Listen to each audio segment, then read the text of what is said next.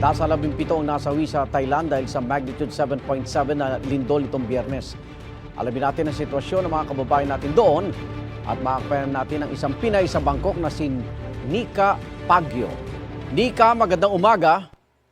Hello, good morning po, Sir Kumusta na? Arnold. Oo, kamusta na sitwasyon nyo at ng iba pa nating kababayan dyan?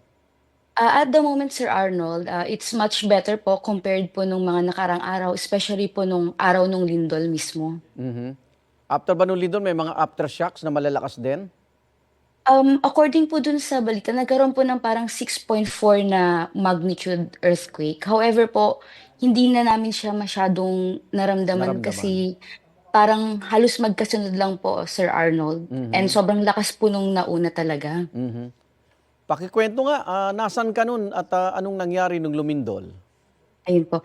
At that time po kasi naka-live streaming po talaga ako. Mm. Kaya, na-capture po yung pag-start nung lindol hanggang dun sa evacuate namin pagtakbo sa labas. So, Mhm. kung mapapanood po yung video, nabanggit ko din na parang nahihilo po ako kasi, Oo. I really thought po na ako po yung may problema nung that time na yun. Tapos sumandal po ako, dun ko po napansin na nagsuswing na po yung mga lights sa harap ko. Oo. And then, at first po kasi, Sir Arnold, medyo minimal lang po yung movement. Tapos bigla na po siyang lumakas. Kaya dun na po kami nag-decide na dahan-dahan lang po sana kaming lumabas. However po, while palabas po kami, meron na pong mga may narinig po kami nagbabagsakan, Sir Arnold, nung Oo. time na yon. And hindi namin po ma-figure out kung saan galing yung bagsakan kasi sobrang sobrang lakas po nung pagbagsak. Akala ko po yung building po namin yung magko-collapse. Oho. And then dun na po kami nagtakbuhan palabas po talaga kasi hin hindi na po talaga maiwasan na hindi mag-panic nung time na yon, Sir Arnold, eh. Nasa anong palapag ba kayo nung building na yan? Luckily po, Sir Arnold, ano po, nasa, parang second floor lang po ng building na yon. Okay. Kaya, may access po kami ng sobrang bilis po na nakalabas pa kami. Kumbaga Oho. isa lang. Ang medyo nag-worry kami nung time na yun, Sir Arnold, is baka magkaroon ng stampede po. Oo. Kasi pinalabas po lahat ng tao, hindi lang sa building namin. Kasi po yung area namin talaga, nandun po yung parang medyo commercial district po. Ang daming establishments, ang daming mall. Oo. Kaya ang dami pong tao sa labas. Yun naman po yung second na wino-worry namin. Pero sa awa naman po, okay naman po after nung Hmm. lindol. Oo. Nika, yung mga nakita sa video, no, na kababayan din natin. So, kamusta? Wala namang nasaktan sa inyo? So far po, opo, wala naman po. Even po yung mga kasama ko dito, lahat po kami ay okay.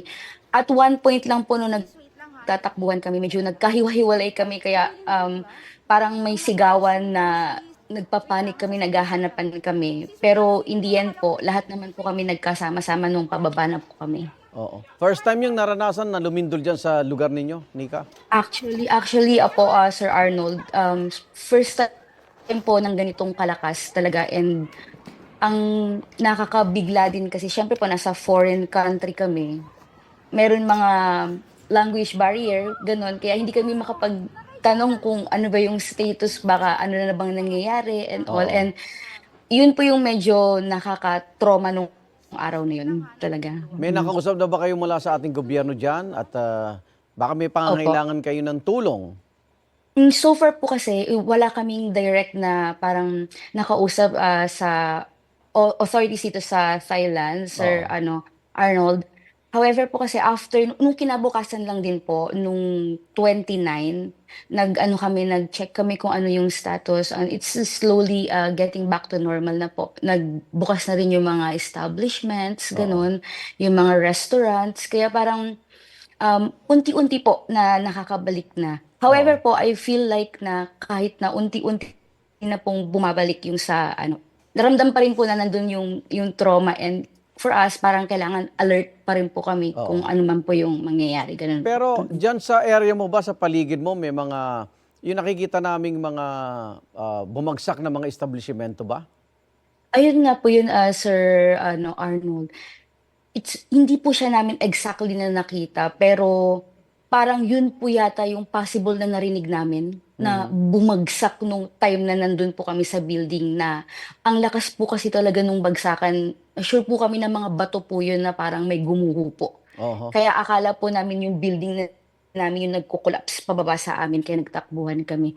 Yun po. And then, meron pong nearby dito na building din po. May mga cracks Crack po na. siya.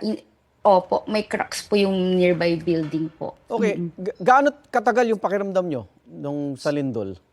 Pakiramdam ko po, siguro mga 2 minutes, ganun po. Kasi yung interval from nasa loob kami, tumakbo kami, hanggang sa nakababa pa po kami, may konting movement pa po, Sir Arnold, na nasa Oho. baba na kami. Doon lang po Okay. nag-stop nung nakalabas na po kami. Oh, ingat kayo dyan ha. Maraming salamat. Nika Yes po. Pagyo, Pinay sa Thailand. Maraming salamat. Thank you po, Sir Arnold. Sige po.